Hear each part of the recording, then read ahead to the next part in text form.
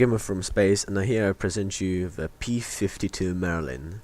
This is one of the cheapest ships in the game. It's as cheap as the Aurora ES, and it comes with a size 2 Tiger Strike Gatling gun. You can't see it, you can kinda see it, it's gonna tucked away.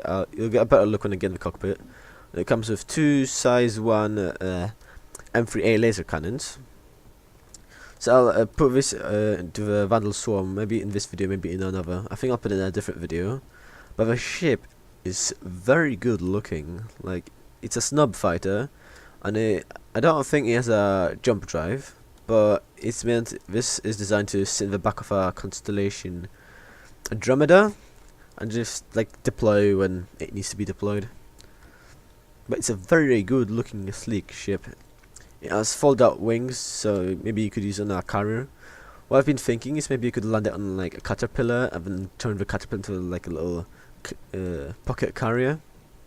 It has 2 engines, quite nice. But the detail is really good. Like, it's like all weird pipes and stuff. And I don't know what the pipes are because it's a sci-fi game and those things actually don't exist. But probably like a coolant and something. There's a little I don't know what that is. Maybe some sensors, or don't know. And that I don't know what that is. Because that kind of looks like a big air intake, and that looks like an air outtake. So maybe that's just like coolant, so like air goes in if you're like in the atmosphere, then like it gets the heat from the engines, cools it down, and then like the hot air flies out if in the atmosphere. That would be pretty useless in space. So like another ram air intake. It's a nice P52 logo. And the ship is really small. If I go to the third person mode, it's smaller than an Aurora. So I think it's one of the smallest ships in the game. But it's a nice ship. It does not carry any cargo space, and it's only a single seater. So let's get in the cockpit. The cockpit animations are quite cool. It's like a little ladder pops out and there's like a hatch on the side to help you go up. The cockpit visibility, oh, we're moving, that's not supposed to happen, but when the wings go down, the cockpit visibility should be really good. The console, it gives you like loads of details. I quite like the console because in the 315p it doesn't tell you like your weapon status and things. Although this might be in the way, but it should be fine. And there's a little Gatling gun on the front. If I go to the third person mode, you can see that's the Tiger Strike Gatling gun, and the big 2 cylinders next to it look like coolants of some sort. Yeah, that's basically the ship. The landing gear is quite nice, quite small. It's gonna toggle into these little holes, and I think when it goes up, it's gonna look quite smooth. There's a hole in here, and I don't know what would it be used for. There's some.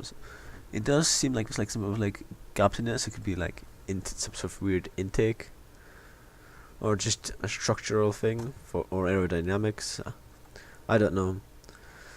This looks like 2 little lights, but it could be retro thrusters. I'm not too sure. So let's get this into Arena Commander. Just after I leave the cockpit. That's the new animations. When you leave. Yep. So let's get this into Arena Commander. So I'm back in free flight with a P51. So let me get inside and I'll show you the takeoff animations.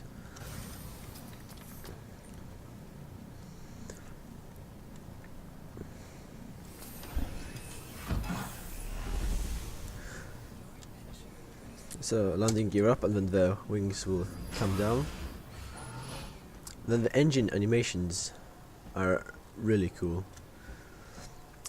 So when I thrust forward, the engines, like the little hole gets smaller, then thrusters come out.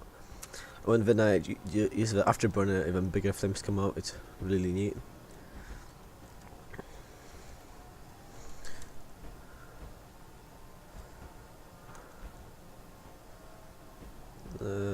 Yeah, I think those are the retro thrusters, the little lights I talked about. But I'm still not too sure. So the ship is, well, the acceleration is not the fastest, not as fast as the 315p. Top speed is, oh, that's the end of the map. And oops.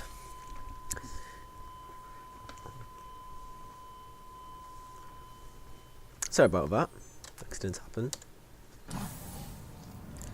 The top speed, the acceleration on this is quite slow, so it's difficult to reach a top speed of 775 meters a second. Let's stop before I exit the boundary again. It's very maneuverable. Then the laser cannon's got a decent rate of fire, and then there's the Gatling gun up front. It does need a wind up time.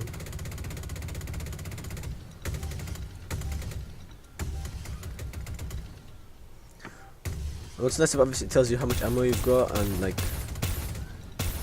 which is actually very neat, because you know how much when to refill. When I've flown the 300i with the 315p, it didn't really say how much ammo I've got, how much fuel I've got, so this is quite nice.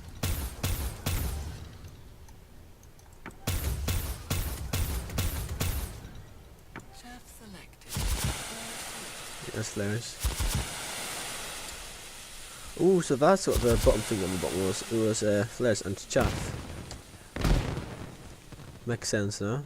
Well, let's get this into Vandal Swarm and let's see how. Hello to Vandal Swarm. I am playing a single player, so I'm not gonna last too long. Warning. There are multiple hostiles inbound. Well, the radar looks very uncomfortable to use. Contact confirmed. Yeah, the acceleration's quite slow and uncomfortably slow. Same with the deceleration. And please don't fly out the map. Oh, I've got teammates on me. That's interesting. I've got 2 Hornets to help me out.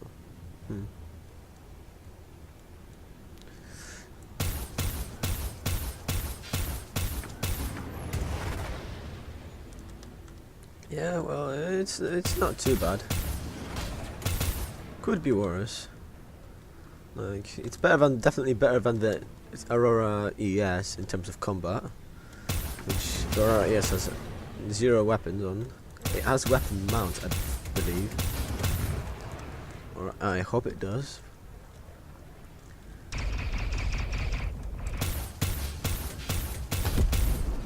Yeah, kill, not too bad actually. I quite like flying this. Let's get some fuel. Let's get some ammunition before the next round. Warning. There are multiple hostiles inbound. Okay, target lock. Contact confirmed.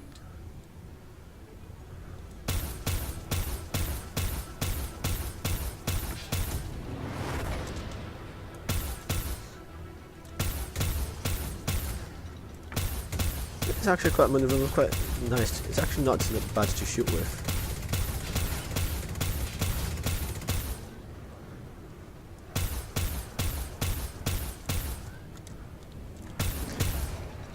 But if you're doing Vandal Swarm all by yourself, you're definitely gonna die. But this is like, if you've got Constellation with you, which you should, then the life is gonna be actually a lot easier. Like, you're just gonna pop out of a Constellation, do your job, and voila, you've got the problem solved.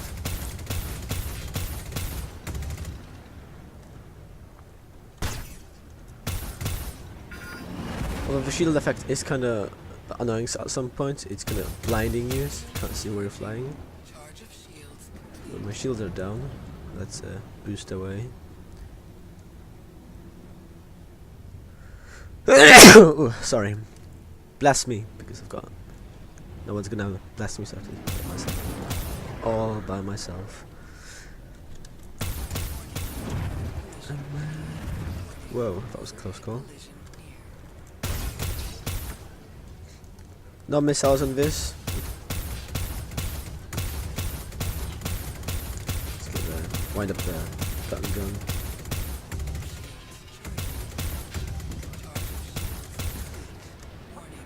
I don't like the blue hood. It kind of gets in the way, I think.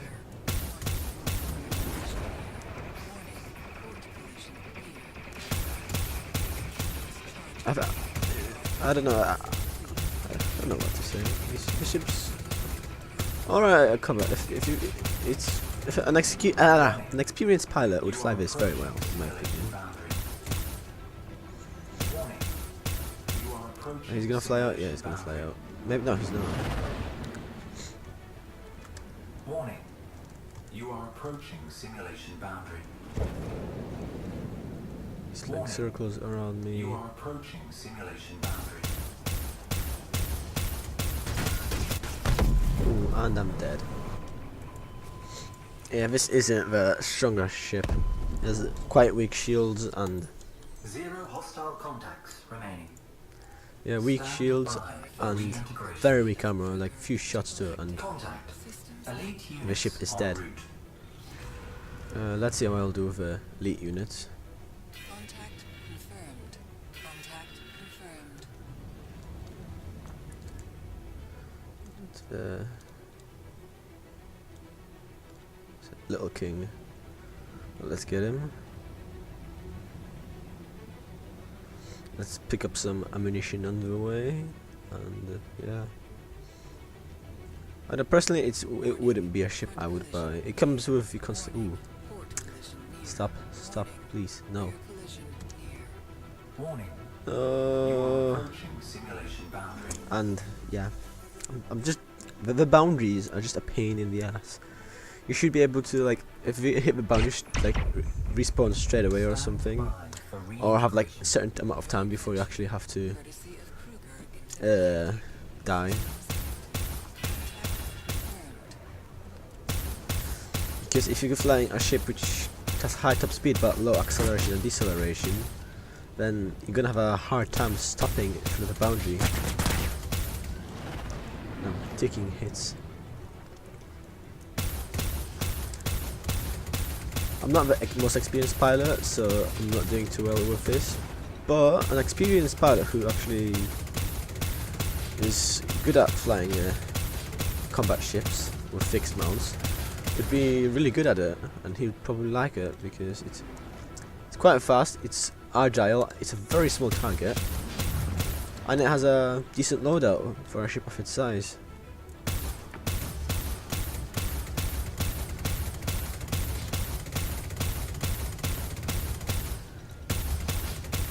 But yeah, personally I'm having a hard time flying this on the final swarm. Got a few kills, but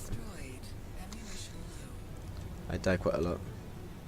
Especially with the boundaries. The boundaries are just a pain in the ass. Front collision near. Warning. Rear collision near. Warning. Port collision near. Let's have to get that scavenger. And the problem is, like, the boundaries like blend in with your aiming reticle, so you can't really, it's difficult to see where you're aiming. So I think that they should do something about that.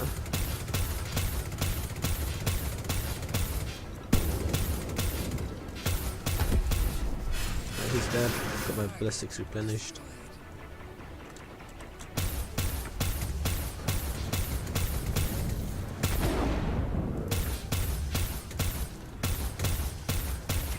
Let's get this one. The Vandal Scythes are really nice ships, I'm not gonna lie. Like, I wish I could have had one, but they are quite expensive in the game. Also, I find that the ship's hull is obstructing the view. So if you try to shoot someone below, you can't really see him.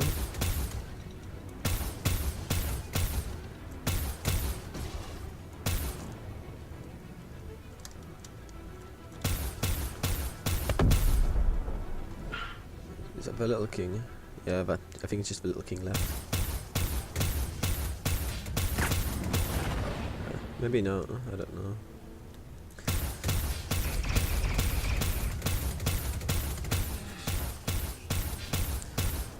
I think I'll just finish this round off and I'll end the video. Don't want to make it too long, like my previous videos.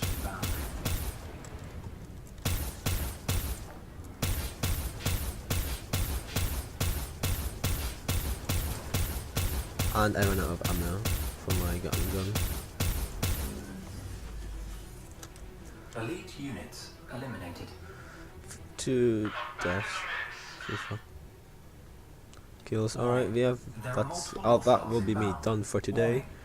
Thank you for watching. Please like and subscribe and comment as well. That makes me actually feel quite good if I get positive comments. So yeah, I'll see you in my future videos. Warning.